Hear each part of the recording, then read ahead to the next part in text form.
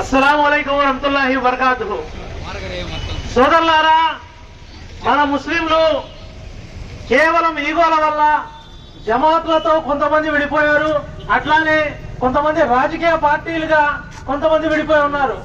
కానీ మనము ఎప్పుడు కలుస్తామంటే మన పైన పెద్ద ఆపద వచ్చేస్తే, అయ్యా ఎన్ఆర్సీ వచ్చేసింది, నీకు ఇంట్లో నుంచి తోలేస్తున్నారా రేపటి నుంచి అంటే, అమ్మో మేము రోడ్ల మీద తిరుగుతామండి అని చెప్పి ర్యాలీలు తీసుకుంటూ తిరుగుతున్నాం. కానీ అసలు దీపం ఉన్నప్పుడే ఇల్లు చక్కదిద్దుకోవాలి అనే దాంట్లో మనం లేము.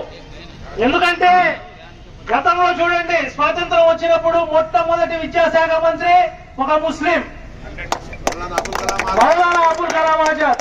ఆయన ఎన్నో పుస్తకాలు రాశారు, ఆయన గురించి చెప్పాలంటే చాలా ఉంది. అయితే అలాంటి నాయకులు ఈ రోజు లేరా అంటే చాలా మంది ఉన్నారు, కానీ వారందరినీ కూడా తొక్కేస్తున్నారు. మనం ఎంతసేపటికి ఏంటంటే ఆడి జెండాలు మోయడం, ఈడి జెండాలు మోయడమే అలవాటైపోయింది. కానీ మనం కూడా రాజకీయంగా ఎదగాలి అనేది ఎవరికీ లేదు. ఆలోచించాలి. మార్పు రాకపోతే మాయమైపోతాం. ఇవాళైనా సరే ఏంటంటే ఎవరో వస్తారు ఏదో చేస్తారని చెప్పి మనం చూడాల్సిన అవసరం లేదు. ఇప్పుడు చూడండి, పెద్ద ఆయన ఎంత ఇదిగా చెప్తున్నారు. ఎందుకంటే ఎవరో వస్తారని ఎదురు చూడమాకండి అంటున్నారు. ఇప్పుడు కాకపోతే ఇంకెప్పుడు, మనం కాకపోతే ఇంకెవరు, ఎవరో వస్తారని కాదు. ఇన్షాల్లా ఇవాళకి కూడా మనం కళ్ళు తెరవకపోతే మనం మాయమైపోవడం ఖాయం.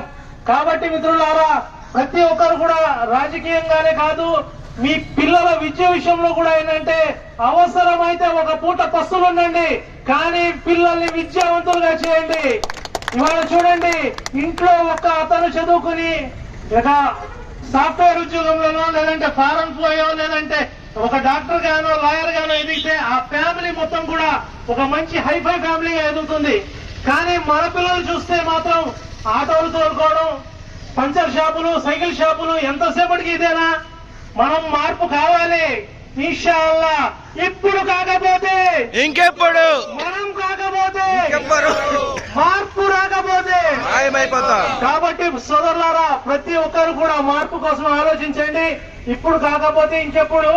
మనం అందరం కూడా కలిసి మనం ఒక మనలో నుంచే నాయకుల్ని తీసుకొచ్చి వాళ్ళందరినీ కూడా ఎదిగే విధంగా సహకరిస్తూ మన నాయకుల్ని మనము ఎదిగే విధంగా చేస్తూ మనం కూడా చట్టసభల్లో మన యొక్క గొంతు తెరవాలని చెప్పి మీరందరినీ ముఖంగా కోరుకుంటూ సెలవు తీసుకుంటున్నాం. ఇప్పుడు ఆకుల్ మనార్ సర్పంచ్ రఫీ గారు మాట్లాడుతున్నారు.